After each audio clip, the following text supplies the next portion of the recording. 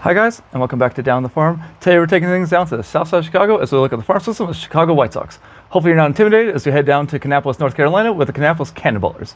Up until 2020, this team was actually called the Kannapolis Intimidators, a nod to the most famous man to ever come out of Kannapolis, Dale Earnhardt Sr., who was once part owner of the team. Unfortunately, after his estate sold their share of the team, a team name change was inevitable. When fans were polled for what team name they would prefer, the most popular choice was Cannons, a nod to a man by the name of James W. Cannon, a textile magnate whose company Cannon Mills essentially built Kannapolis from the ground up, but the team didn't like the military iconography, so they decided to go with the friendlier moniker of the Cannon Ballers, complete with a human cannonball mascot. This thing's a really fun fusion of Mr. Met meets Evel Knievel with the Dale Sr. mustache.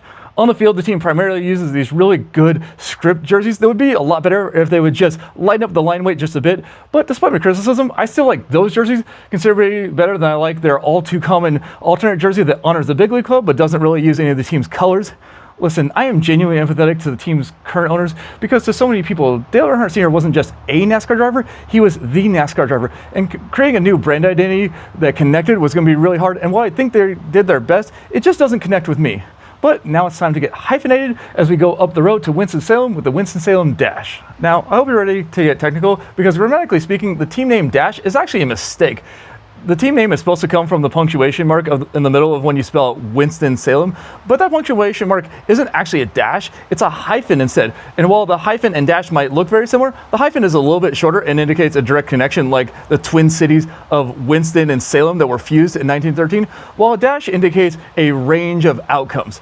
But what this really comes down to is what team name sounds better, the Winston-Salem hyphens or the Winston-Salem Dash. As for their visuals, they only really have one logo, this really clunky fused WS that might be distinctive, but I don't think it's very good, which is disappointing because that same font that doesn't work on the logo works really well on their dash word mark and even better on their jersey numbers. I also really like the team's colors. The purple and gold really make their pinstripe jerseys pop more than anything that the Chicago White Sox wear.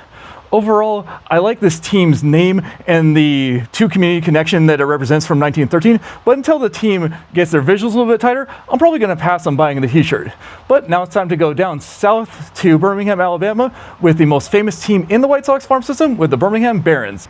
The Barons were brought to national prominence in 1994 when multi-sport athlete Michael Jeffrey Jordan played for the team for a single summer before returning to his other athletic pursuits to considerably more success. I'm sorry, but if I'm being honest, nothing about the modern version of the Birmingham Barons really pulls me in. I know their script, wordmark, and pinstripe home jerseys are classic, but to me, classic just means overly simplistic and boring. I know they upgraded their visuals with some red and an updated script in 2008, but even those don't really fix my issues with the team. I think my problem is that I don't think the modern Birmingham Barons really tell the history of baseball in Birmingham. You know what would tell that story? If the team full on rebranded themselves as the spiritual successors to the Birmingham Black Barons of the Negro Leagues. Birmingham was once the home of both Willie Mays and Satchel Paige in the pre-integration era. In modern times, it's the home to the Negro Southern League Museum. In an era where we are fully integrating not only the players, but the statistics of the Negro Leagues into the very fabric of the game, I think it's time for Birmingham to claim their proud patch on that tapestry. Listen, they already have the alternate jerseys, but I think it's time for them to make those alternates their permanents because the Barons deserve so much more than to just be the place where the guy from Space Jam once spent a summer. But now it's time to go back up to North Carolina and the Queen City with the Charlotte Knights.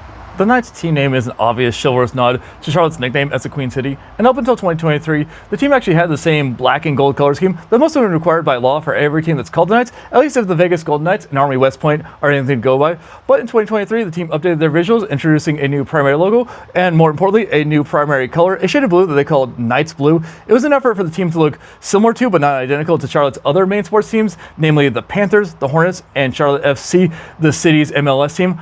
I love this new blue, and when it's paired with that gold secondary color, it looks both distinct and distinctively Charlotte. I love the new blue wordmark and how it looks on their pinstripe jerseys, but the real chef's kiss of the uniforms is their sleeves and collars and the pop of color they decided to add. On the pinstripe jersey, that blue collar and sleeves adds that extra bit of pop that the uniforms need so desperately. And on the really loud blue alternates, the gold collars and cuffs really reel in the look.